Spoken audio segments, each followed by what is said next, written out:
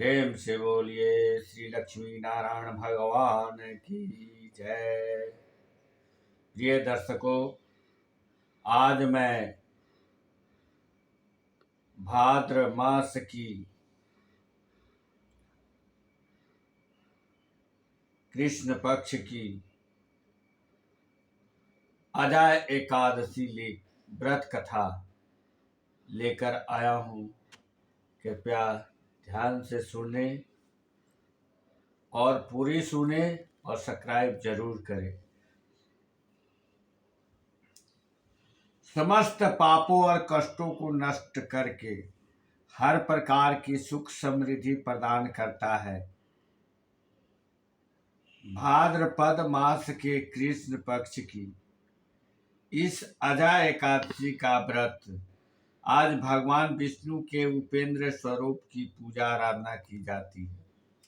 व्रत और पूजा का विधान तो सभी एकादशियों का एक ही है और एक एकादशी भी इसका अपवाद नहीं है।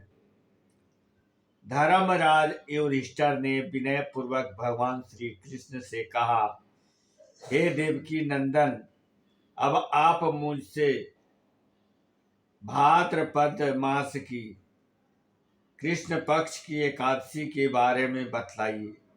इसका क्या नाम है, क्या विधान है तथा क्या महात्म है, यह जानने की मेरी बड़ी प्रबल इच्छा है। श्री भगवान कृष्ण ने कहा, हे कुंती पुत्र, जन्म जन्मांतर के सभी प्रकार के समस्त पापों को नाश करने वाली इस एकादशी का नाम अजय एकादशी है। इसके व्रत को करने से मनुष्य सब पापों से मुक्त हो जाता है। जो मनुष्य इस दिन भगवान हर्षिकेश का पूजन करता है उसको अवश्य वैकुंठ की प्राप्ति होती है। अब मैं इस कथा को कहता हूँ, आप ध्यान पूर्वक सुनिए। सतयुग में सूरज वंश में सत्यवादी हरिश्चंद्र नाम का एक महान प्रतापी चक्रवर्ती सम्राट थे। एक बार उन्होंने अपना संपूर्ण राज ऋषि विश्वामित्र को दान कर दिया और दक्षिणा चुकाने के लिए अपनी पत्नी, पुत्र तथा स्वयं को दास के रूप में बेच दिया। राजा शमशान में चंडाल का दास बनकर सत्य को धारण करता हुआ मृत का वस्त्र ग्रहण करता रहा, मगर किसी प्रकार भी सत्य से विचलित नहीं हुआ। कई बार राजा चिंता के समुद्र में डूबकर अपने मन में विचार करने लगता कि मैं कहाँ जाऊं, क्या करूं जिससे मेरा उद्धार हो। इस प्रकार राजा को कई वर्ष बीत गए। एक दिन राजा इसी चिंता में बैठा हुआ था कि गौतम ऋषि आ गए। राजा ने उनको प्रणाम किया और अपनी दुख भरी गाथा सुनाई। राजा की बात सुनकर गौतम ऋषि ने कहा, हे राजन, आज से 7 रोज बाद भाद्रपद मास के कृष्ण पक्ष की अजय एकादशी नाम की एकादशी आएगी। तुम विधि पूर्वक उसका व्रत करो।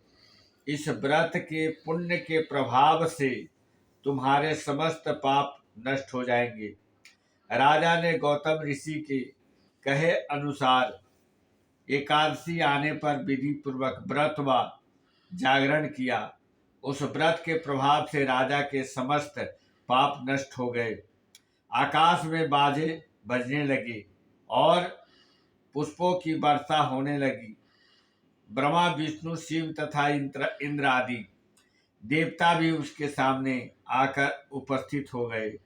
उसने अपने मृतक पुत्र को जीवित और अपनी स्त्री को वस्त्र तथा आभूषणों से युक्त देखा। उस व्रत के प्रभाव से राजा हरिश्चंद्र को पूर्ण राज मिला और अंत में सब परिवार स्वर्ग को गए।